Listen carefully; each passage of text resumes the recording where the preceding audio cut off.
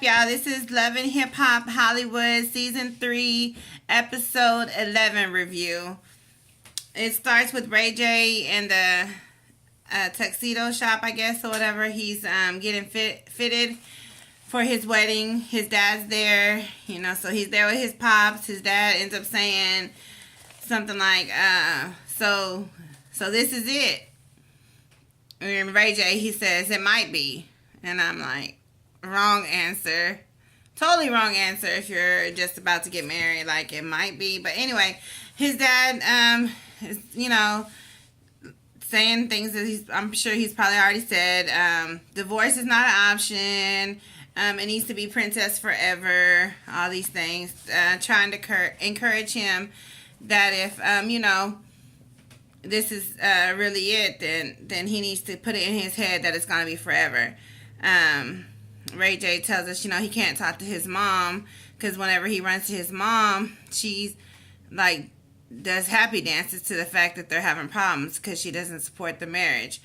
He can only talk to his dad, so I'm glad that he has that relationship with his dad that he can talk to him and he won't get the same feedback as he does from his mom. But anyway, so let's move on to the next scene with Baby Lyrica and Mama Pam.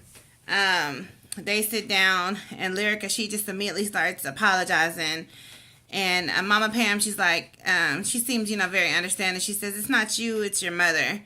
And Lyrica starts telling her that, well, my mom said she's going to give the car back or whatever. I think it'd be a good idea if you ride with me so we can try to fix all of this. And so Mama Pam, she seems like she's down with it. And, she's willing to do whatever. Well, maybe not whatever, but she's willing to do this since Baby Lyrica asked her or whatever. And I'm just thinking like, oh, this is a great idea. Little Lyrica, she should have known better. But anyways, next scene, Hazel E and TT scene. Hazel comes on the screen talking about she's back. I'm like, what? Bitch, you late? Where you been? Because I heard it's only one more, like, this episode here, and the next episode is supposed to be the finale. So she's like, I'm back, as if it's episode 2 or something. That shit didn't make no sense. I really was thinking, like, where have you been? But then again, we don't care. But so her and Tiara, they start reminiscing, and Tiara starts talking about the case of hers. Oh, which, by the way, I think Hazel said something about she's got a poppin' new song and something. Oh yeah, with Fetty Wap, and she makes it seem like she's got more going on that she probably actually does. But anyway, so they're talking about Tiara's little issue with the court thing, and Tiara says basically, she's innocent. Then Hazel, she starts talking about the thing with the song that she has with Fetty Wap and how Masika says, that's not Fetty on her song. And Hazel's like, yeah, bitch, and that's not, and Fetty Wap's probably not your baby daddy. To me, all this shit is petty, so we'll just move on to the next scene. Princess and her bridesmaid fitting. Brandy starts bringing up about how, I think it was the rehearsal dinner or whatever, Ray J had ripped up the prenup or whatever. So she was bringing that up, and then Princess is like, yeah, but Sonia is the one who made that prenup, and now I need to get my own, to protect myself or whatever. And then she starts talking to her best friend from high school, which, side note, that seemed to me like it really was her friend, because as soon as like Brandy moved out the way, it seemed like she stepped in as like a real friend. It was like, how are you doing? I'm like, I'm here for you. And it seemed pretty genuine. So, she starts telling her the same thing, though, that she's going to get her own prenup and, she needs it for her. Next scene with Nikki, the gay friend. I think they said his name was Andrew. I'm not sure. And Tiara.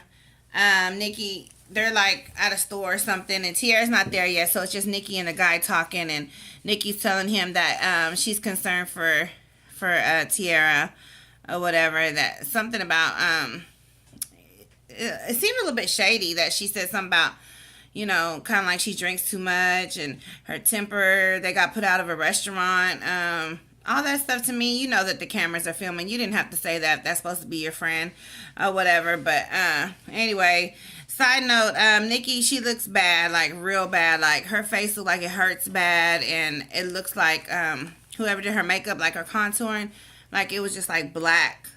It was horrible, and it for real looked like it hurt. But anyway, Tiara, well, one more thing about Nikki. If she's still getting work done, she needs to really stop it. Like she really, really needs to stop really bad.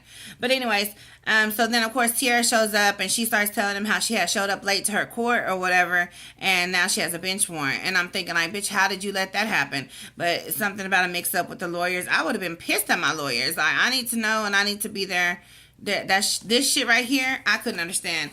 She got a bench warrant or whatever, and she tells her homeboy basically, I'm gonna give you this money. I gotta, report to court tomorrow, and they might lock a bitch up. So here, I'm gonna give you the money so you can bail me out in case I get locked up. Moving on to the next scene, Max and Brandy. They're in the car. Max is driving. He tells Brandy that he had told his boy Fizz about the sex tape, and Brandy, she's like, why? She seems like a little disappointed or whatever that he, spilled the beans about it to Fizz or whatever. Max is like, I did it because it was the right thing to do. Sorry, y'all. He's like, says something about what would Beyonce do, and I guess that since that's like her idol or something, or her pretend best friend in her head, she's like, yeah, you're right. And Brandy, she starts telling Max about Princess saying that she wants her own prenup, and she feels like it's obligated to tell Ray J. And I'm thinking, why? If these are true friendships, how? Who are you loyal? Where's your loyalty? Is it to the girl or is it to their husband or potential husband, whatever? Like, no, I don't know why people always feel responsible to say something. And Max, he tries to remind her to know her place. Like, no, just be a bridesmaid. Show up, smile, be pretty. Just be a bridesmaid. You ain't got to tell Ray shit. And I'm just like, it's not like Ray's not going to find out. Like, moving on to the next scene, Nikki, Andrew, Tiara scene. So we're back with this Tiara bullshit or whatever. So the scene opens with Andrew, the friend, and Nikki sitting there looking all sad outside the jail. Then here comes Tiara. They done let a bitch out. So she was only there for 6 hours. She said the judge had made her bond $26,000, and so she spent those 6 hours in there and realized really quick that that shit is not for her. And she tells us how she's thankful for her true friends. Simple enough scene, even though I know she went through a lot, before she got out or whatever. Moving on to the next scene, Masika and Moniece at Masika's house. This was a simple scene where they were just, Moniece was just telling Masika about, the whole sex tape thing, and Moniece, she's telling us it's got to be her ex, Philip, some rapper or aspiring rapper or something like that, and she planned on confronting him because she knows where he's going to be, so we're going to get a scene with him. Masika, she starts telling Moniece about the whole Fetty Wap, Hazel E drama. I'm just like, who cares? Who really cares? Moving on. So the princess and the lawyer scene, another simple scene. She wants, her own prenup to protect herself. The lawyer's like, well, what assets are you trying to protect for yourself? And that's when my ears were like, I was ready to hear, like, what was she going to say? What actually she had or whatever. And she said she had her clothing line, her brand, Princess Love brand, and her hairline. So I'm like, oh, okay. I don't know how successful each of those are, whatever. It's important to her, so that's fine. And she says, oh, yeah, by the way, if he cheats on me, I want half or whatever. I'm like, I'm with you. Shit, if he cheats on you, then you deserve. Anyways, moving on. Next scene, the little Lyrica, Mama Pam, and Big Lyrica meet up scene. So they meet up to trade off the cars or whatever, to trade the cars back. This whole shit is stupid. They pull up. Mama Lyrica jumps out with all her drama, and Mama Pam was driving the car, so she's like, get out of my car. What the fuck are you driving? What'd she say? What the fuck are you doing in my car, Pam? That's what she says. bitch, get out of my car. And I'm thinking, fuck her up, Mama Pam, fuck her up. This is your chance. There wasn't no security right there right away. Like, she could have at least got a couple hits in on Mama Lyrica if she wanted to. But, of course, she doesn't. She waits or whatever. It's like maybe like a little tussle. And then security rushes in, as always. And then Lyrica, she starts trying to explain herself because, you know, her mama's pissed. Mama Lyrica, she's like, you know, this ain't cool or whatever. She should have never been behind the wheel of my car. And baby Lyrica, she's more and more upset, trying to, you know, explain herself and how she wanted them to get along, and that's why she brought her, and it was her idea, and she was behind the wheel of the car because she did it for me or something like that. She screams like real loud, kind of crazy like, and it seemed like Mama Lyrica seems a little taken back when she screamed like that, kind of like, oh shit, like my daughter, like she's really upset or whatever. So it seemed like she started to have like a realization that they need to, you know, work the shit out for everybody's sake, especially, you know, her daughter. Mama Pam offers a hug. Mama Lyrica acts shitty about it, like, well, she can hug me, as if she was, you know, she didn't want to participate in hugging back and all that shit. And, you know, little Lyrica's like, you know, Mom, don't be like that, you know, like practically begging her. So Mama Lyrica comes around. She's not really into it, but they hug, and you can see Lyrica in the background. She almost cries. And, everything seems to be okay for now in this scene. We'll see how, you know, the last show closes or whatever. If it's going to be like a happy ending or it's like the drama going to keep going. But let's move on to the next scene. Moniece and Philip's scene. Moniece meets up with this guy that supposedly has the sex tape, put the sex tape out, whatever. She's like, you know, I thought we were friends. He's like, we are. She's like, no, this is bullshit. He said something about he got 2 phones, supposedly. He mysteriously lost one and just so happened to end up in the hands of Jason Lee.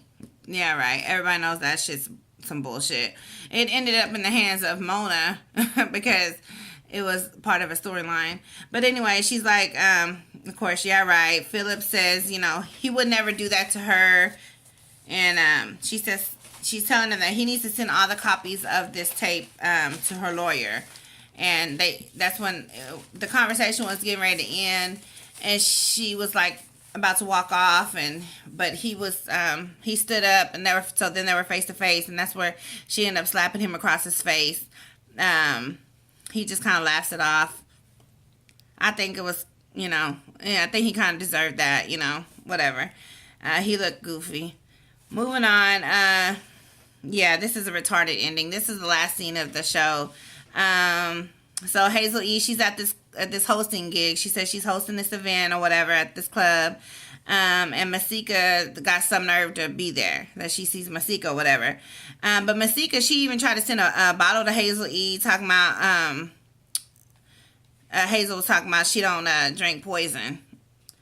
And she sends the bottle back. And I'm like, that was probably perfectly good liquor in that bottle. Free liquor, but whatever. So then Hazel E comes over to her. Mystica stands up like, here we go. And I was thinking that when she stood up like that, it was like Mona was in the background saying, all right, action, you know, because it just seemed so fake and set up. So they're face to face, and they both have drinks. I'm pretty sure they both had drinks. So I think I was thinking, like, who's going to throw this damn drink first? And of course, it was Hazel E's funky ass.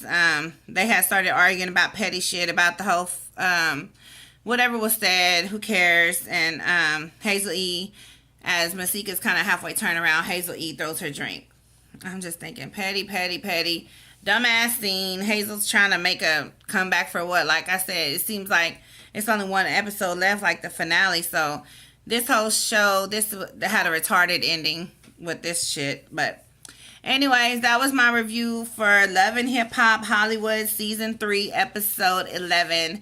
Thanks for watching, and I'll see y'all next time. Bye.